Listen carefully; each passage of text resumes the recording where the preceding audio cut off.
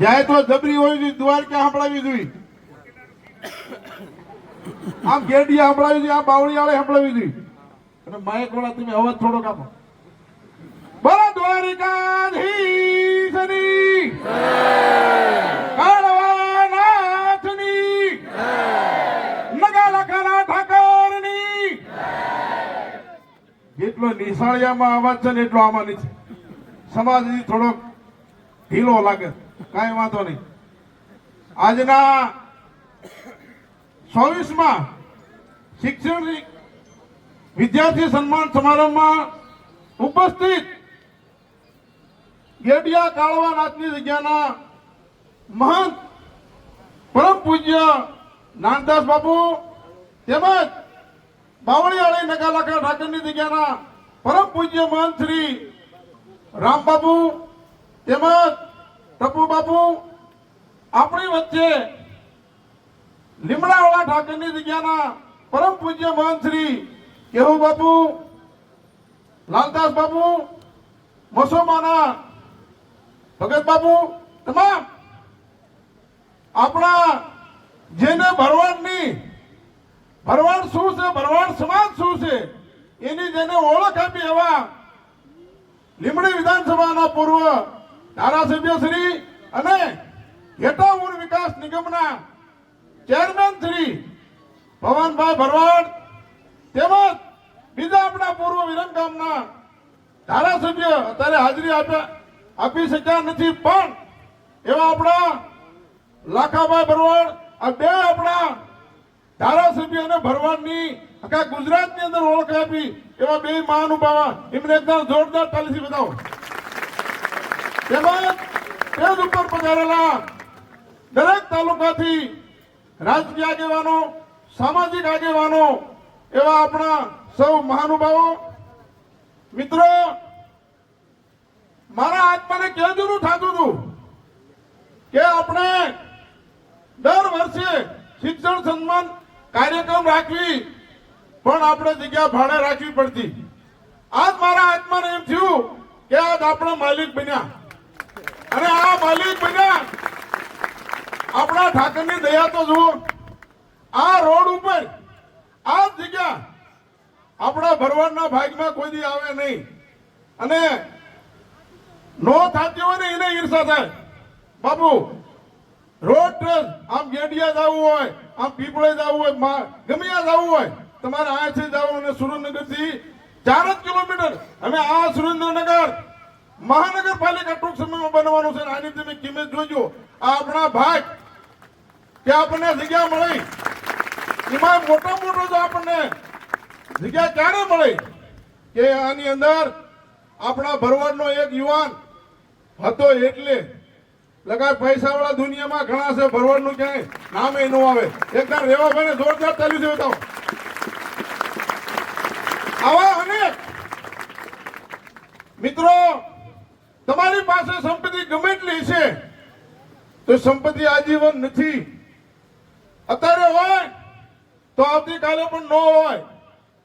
અને સોનું તમે ગમે એટલું ખરીદશો, ગમે એટલું પહેરશો, પણ એ તો એક ભૂખ્યાનું ભાતું છે. અને આજીવન કોઈ જો સંપત્તિ હોય તો માત્ર ને માત્ર શિક્ષણ છે. એટલા માટે કહેવું પડે દીકરા દીકરીને ભણાવો, અને ભણતર એ જીવન જરૂરિયાત છે. એટલે કહેવી છે દીકરા અને દીકરીને ખાસ ભણાવજો. હવેનો જમાનો જે છે એ ટેકનોલોજીનો જમાનો છે, કોમ્પ્યુટર યુગ છે. પહેલા ઘોડે આપણે નથી, હવે બધું ઇંગ્લિશમાં આવવાનું. પહેલા ગઢા વાતું કરતા કે દોડે દીવા બળશે, આવું બધું થાય છે. તેથી આપણને દાંત આવતા, માણા માનતા નહોતા, પણ આપણે નજર સામે બધું આવી ગયું છે. મિત્રો, આ જે જગ્યામાં છે આપણે ઉભા છીએ, એ કોઈ નાની સૂની જગ્યા નથી. એટલું ધ્યાન રાખજો. આમાં એટલી બધી આપણી ઉપર ખટપટી થવાની છે. નોખા પડવાના મહેનત કરશે, ખૂબ કરશે બધું, પણ આપણે એક થઈને રહેવાનું છે. નોખા ન પડતા એટલું ધ્યાન રાખજો. આ પહેલી છેલ્લી વખત આપણને આ જગ્યા મળે છે, અને આ મોકો મળ્યો છે ભરવાડના નામ ઉપર એક થવાનો. આમાં કોણ કે છે નાના ભાઈ મોટા ભાઈ? આમાં કોઈ પણ અમેરિકાના મોટાના તમે ભૂરિયાને બોલાવો અને કહી દે કે આટલા નાના ભાઈ છે આટલા મોટા, એ તો આપણને જ ખબર છે. આપણે સુશ્રી એ આપણને જ ખબર છે, પણ આપણે બહાર પાડવાનું નથી. એને શું ખબર? મિત્રો, એક રેકડી વાળો ધરાક વેચતો, એમાં એક ભાઈ જઈ અને કિંમત કરવી કે દ્રાક્ષનો શું ભાવ? એ કે જો લૂંગમાંથી લેવી હોય તો 150 રૂપિયાની કિલો અને સૂટે લેવી હોય તો 100 રૂપિયાની કિલો. બોલો કે આટલો બધો ફેર કેમ? એ કે આ સૂટી છે ને એટલે. સૂટી હતી પણ હારી હતી, પણ એ સૂટી હતી એટલે એનો 100 કિલો ભાવ હતો, અને ઓલી ભેગી હતી એટલે 150 રૂપિયા કિલો. મિત્રો, મારું એટલું જ કહેવું છે, ભેગા રહેજો. જો તમારો ભાવ વધારવો હોય એક રહેજો. જો તમારી પાસે ગમે એટલી સંપત્તિ છે પણ કોઈ કદર નહીં કરે, કોઈ તમને બોલાવશે નહીં.